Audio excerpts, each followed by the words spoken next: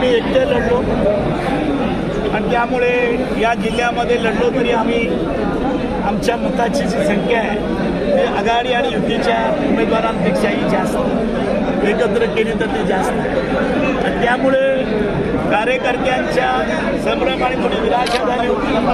त्याबद्दल कार्यकर्त्यांना एकत्रित करून नवीन पक्ष संघटनेमध्ये बदल करून तरुणांना आणि महिलांना जास्तीत जास्त संघटनेमध्ये समाविष्ट करण्याचा निर्णय आम्ही घेतलेला आहे। त्याचे अधिकार सगळे तालुका बुडाऱ्या नेत्यांना दिलेले आहेत। ते चर्चा करतील आणि ती यादी आमच्या चिटणीस मंडळाकडे जिल्ह्याकडे पाठवतील आणि त्यानंतर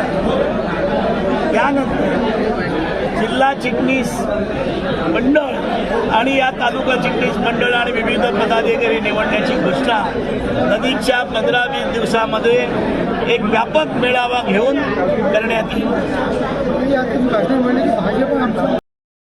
टाइम्स डिजिटलला लाईक करा, शेअर करा, सबस्क्राईब करा आणि बेल आयकॉन दाबायला विसरू नका।